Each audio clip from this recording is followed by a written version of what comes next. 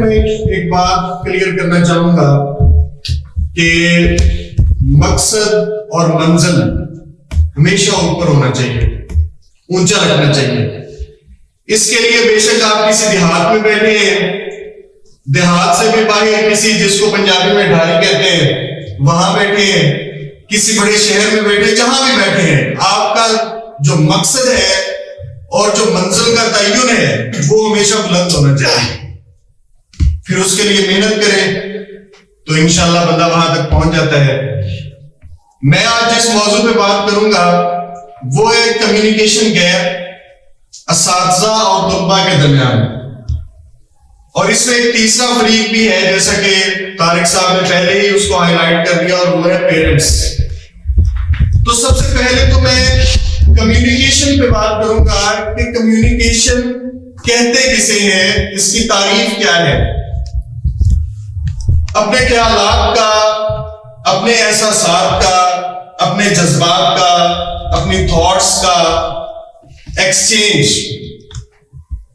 تبادلہ کرنا. آپ کیا سوچ رہے ہیں، اس چیز کا تبادلہ جب آپ کسی کے ساتھ کر رہے ہیں تو آپ اس کے ساتھ کمیونیکیٹ کر رہے ہیں. آپ کے کیا جذبات ہیں کسی بات کو لے کر، جب آپ اپنے جذبات کا اظہار کسی کے ساتھ کر رہے ہیں تو آپ کمیونیکیٹ کر رہے ہیں. اب اس کے بعد کمیونیکیشن جو ہے وہ ہو کس طرح سے رہی ہے، اس کے بھی بہت سارے کمیونیکیٹ کرنے کے ذرائع ہیں.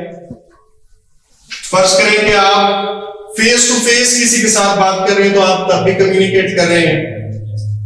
جیسے ہمارے گھروں میں ٹیلی ویژن ہے، ٹیلی ویژن سے ہم کسی کی بات کو سن رہے ہیں تو یہ بھی کمیونیکیشن کا ایک ذریعہ ہے، رابطے کا ایک ذریعہ ہے. کمیونیکیشن یا رابطہ استاد اور طالب علم کے درمیان میں ہونا بہت ضروری ہے. جیسا کہ میں نے کہا کہ کمیونیکیشن 1 to 1 بھی ہو سکتی ہے اور 1 to many بھی ہو سکتی ہے. اگر ہم اپنے کسی کولیگ کے ساتھ بات کر رہے ہیں، اپنے کسی دوست کے ساتھ بات کر رہے ہیں تو ہم 1 to 1 کمیونیکیشن کر رہے ہیں. لیکن جب ہم کسی مجمع سے خطاب کر رہے ہیں تو یہ 1 to many ہے. جیسے اب میں آپ سے بات کر رہا ہوں تو میں ایک بندہ اپنے جذبات کا، اپنے احساسات کا آپ کے سامنے تذکرہ کر رہا ہوں تو یہ 1 to many کمیونیکیشن ہے. استاد اور ایک کلاس روم کا جو انوائرمنٹ ہے وہ بھی 1 to many ہے. ٹھیک ہے، طالب علم بیٹھے ہیں کلاس کے اندر، اس کی مختلف اسٹرینتھ ہو سکتی ہے. اچھے اداروں کے اندر چونکہ اسٹاف ہوتا ہے، وہاں پہ 35 سے 40 طالب علم بیٹھے ہوتے ہیں سامنے ایک استاد کے، وہ ان کے ساتھ کمیونیکیٹ کر رہا ہے. گورنمنٹ سیکٹر کے جو اسکول ہیں، جیسے کمیر اسکول کی بات کر رہے ہیں تو وہاں پہ ہمیں 60 سے 70 طالب علم ملتے ہیں کلاس کے اندر، بعض کا تعداد اس سے بھی زیادہ ہو جاتی ہے. تو یہ 1 to many کمیونیکیشن ہے.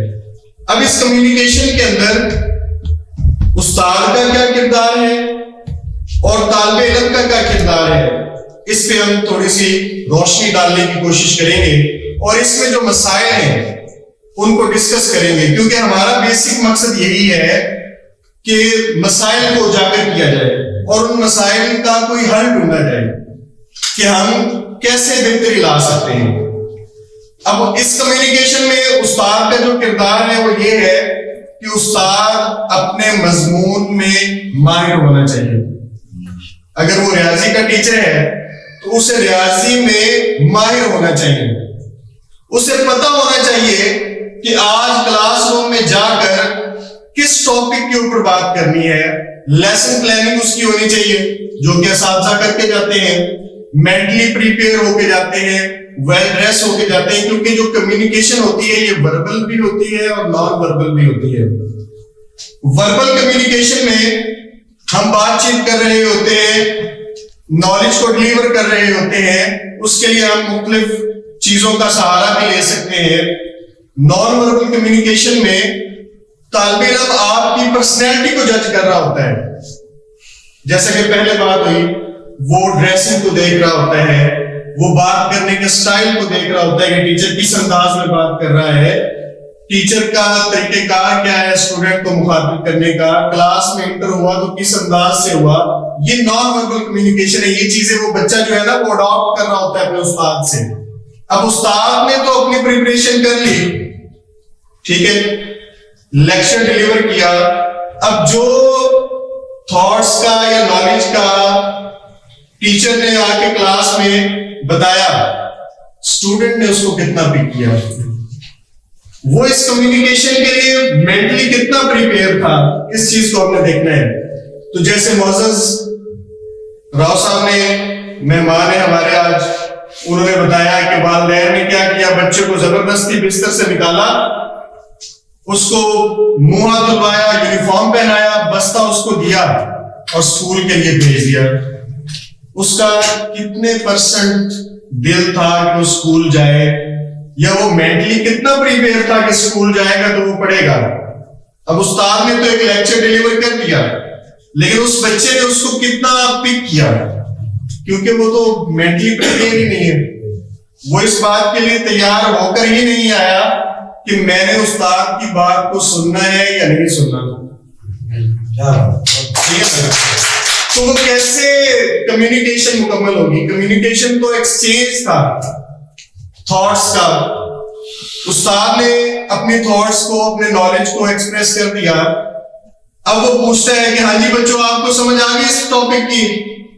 جو بچے مینٹلی پریپیئر ہو کر نہیں آتے وہ سب سے بلند آواز میں کہتے ہیں جی سر سمجھ آ گئی. ایسے ہی ہوتا ہے نا, وہ سب سے بلند آواز میں کہتے ہیں کہ سر جی سمجھ آ گئی. وہ ایسا کیوں کرتے ہیں؟ وہ صرف جان چھڑوا رہے ہوتے ہیں کہ کسی طرح سے یہ استاد جو ہے نا چلا جائے, بس کوئی بات نہ کرے, کچھ پوچھے نہ ہم سے. اچھا, اس کے ساتھ اب دیکھیں کہ وہاں پہ اسٹوڈنٹ کا جو تعاون تھا استاد کے ساتھ وہ زیرو ہو گیا. استاد نے یہ سمجھا کہ میں نے لیکچر ڈیلیور کیا, بچے نے کہا نہیں ہمیں بہت زیادہ سمجھ آ گئی, استاد مطمئن ہو گیا. اس نے کہا کہ بچوں یہ آپ کا ہوم ورک ہے, اب آپ نے ایکسرسائز میں نے سمجھا دیا آپ کو, کوسچن نمبر 1 سے لے کر کوسچن نمبر 10 تک آپ نے گھر سے کر کے لانے ہیں ایکسرسائز میں. بچے کیا کرتے ہیں؟ میرا مشاہدہ یہ ہے کہ بچے میتھ کے پیریڈ کے بعد پیریڈ سٹارٹ ہو گئے اسلامیات کا, استاد اسلامیات پڑھا رہا ہے, وہ نیچے گائیڈ سے دیکھ کر سوال کر رہے ہیں. انہوں نے اس کام کو, اس ہوم ورک کو ایک بوجھ سمجھ لیا, کہا کہ ہم نے تو صرف چیک کروانا ہے اور استاد نے دیکھنے کے کام ہوا یا نہیں ہوا. اب اسلامیات کے پیریڈ میں اس ٹیچر نے کیا کہا اسے کچھ پتا نہیں ہے, کیونکہ وہ تو ریاضی کر رہا تھا. انگلش کا پیریڈ آیا تو وہ اردو کا نیچے بیٹھ کے ہوم ورک اپنا کر رہا ہے, ٹھیک ہے. اب اس سارے معاملات میں at the end of the day یا جب اس کا ایگزام ہوگا تو اس کا ریزلٹ کیا آئے گا, بچے کی پرفارمنس کیا ہوگی, کیا ایویلویشن ہوگی. اب اس کا ہوم ورک دیکھا جائے گا, ہوم ورک اس نے کیا, ٹھیک ہے نا. اب کیسے کیا؟ اس کو بوجھ سمجھ کر کیا, اس سے کچھ اسے حاصل نہیں ہوا. اسے یہ لگا کہ میں نے یہ کام نہ کیا تو مجھے سزا ملے گی. اس سزا کے ڈر سے اس نے اس ہوم ورک کو اسلامیات یا انگلش کے پیریڈ میں بیٹھ کر دیا کہ کل میری کاپی تیار ہونی چاہیے جی, ٹیچر صاحب نے جب دیکھنا ہے. لیکن اس سارے پروسیس میں اس نے سیکھا کچھ بھی نہیں. ہوم ورک بھی اس نے کاپی کر لیا, ٹھیک ہے. اب آتا ہے ریزلٹ کا ڈے یا کلاس ٹیسٹ ہو جاتا ہے, اس میں اس بچے کی پرفارمنس کیا ہوگی؟ زیرو. اب یہ مسئلہ کیوں پیش آیا؟ اس بچے نے اس ہوم ورک کو گھر میں جا کر کیوں نہیں کیا؟ یا اگر وہ گھر جا کر ہوم ورک نہیں کر رہا تھا تو کیا اس کے والدین نے اس سے یہ پوچھنا گوارا نہیں کیا کہ بیٹا آج تجھے اسکول سے ہوم ورک نہیں ملا؟ گھر میں آ کر تم نے تو کوئی کام نہیں کیا, بیگ آ کے پھینک دیا اور کھیلنے چلے گئے, یا کارٹون دیکھنا شروع کر دیا, یا موبائل میں گھس گئے گیمز کھیلنا شروع کر دی. والدین اس چیز پر توجہ نہیں دیتے. اب میں یہاں پر ذکر کرنا تو نہیں چاہتا کیونکہ ہماری پہلے بات ہوئی تھی کہ ہم لوگ اس کو نہیں کریں گے. کچھ والدین ایسے ہوتے ہیں, مطلب وہ پرائیویٹ اسکول میں بچہ جب جاتا ہے تو پڑھتا ہے تو واپسی بھی آ کر اس کی ٹیوشن کا بندوبست کیا ہوتا ہے, وہ وہاں پہ چلا جاتا ہے, اپنی ذمہ داری سے وہ رسپانسبلٹی انہوں نے پوری کر دی, اسکول کی فیس بھی دے دی اور ٹیوشن فیس بھی دے دی. لیکن جو ہمارے پاس بچے آتے ہیں گورنمنٹ سیکٹر کے اسکولوں میں, ان کا جو ہے ایسا سسٹم ہی نہیں ہے. ان کے والدین جو ہے وہ ویل ایجوکیٹڈ نہیں ہے. اور پھر مسئلہ کیا ہے کہ جب ہم ٹیسٹ لیا بچے کی پرفارمنس نہیں ہے تو ہم کال کرتے ہیں جی والدین کو کہ آپ کے بچے کا یہ رزلٹ آیا ہے, کل آپ نے اسکول آنا ہے. وہ کہتے ہیں جی ٹھیک ہے آؤں گا, اور وہ نہیں آتا. بارہا اس کو کہا جاتا ہے کہ آؤ, وہ نہیں آتا. وہ جی مجھے فلانا کام تھا, میں نے آج پانی لگانا تھا, بھینسوں کو چارہ ڈالنے میں ٹائم اتنا لگ گیا, یہ ہو گیا وہ ہو گیا. مطلب وہ ہمیں رسپانس نہیں کرتے. تو پھر افیکٹو ٹیچنگ کیسے ہو سکتی ہے جب تک یہ کاؤنسلنگ نہیں ہوگی پیرنٹس کی. والدین اس ریسپانسبلٹی کو نہیں لیں گے کہ ہم نے بچے کو اگر زبردستی بستہ دے کر اسکول بھیج بھی دیا ہے تو کیا ان کا فرض پورا ہو گیا؟ اس کے بعد ان کا یہ فرض نہیں بنتا تھا کہ ہمارے بچے نے گھر آ کے کام کیا یا نہیں کیا اس کو دیکھیں. ان کا یہ فرض نہیں تھا کہ ہمیں ٹیچر سے کانٹیکٹ کرنا چاہیے, بچہ گھر آ کے پڑھتا نہیں ہے یا اسکول آتا بھی ہے یا نہیں آتا. ہمارے پاس ایسی مثالیں بھی ہوتی ہیں کہ 10 دن بچہ ایبسینٹ رہتا ہے. چھٹی کلاس کی ایک ایگزامپل میں آپ کو دیتا ہوں, چھٹی بی 14 دن بچہ ایبسینٹ رہا ہے. زبیر صاحب انگلش پڑھاتے ہیں, اقبال نام کا ایک بچہ تھا, 14 دن اسکول سے ایبسینٹ رہا.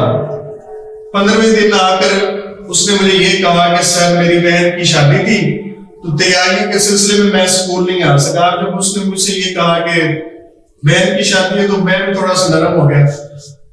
میں نے کہا کہ یار چلو ایٹ لیسٹ ایک کال کر دیتے یا کسی کا پیغام بھیج دیتے. اچھا جی 16ویں دن وہ بچہ پھر ایبسینٹ ہو جاتا ہے. 2-3 دن پھر نہیں آتا. میں اس کے والد کو کال کرتا ہوں.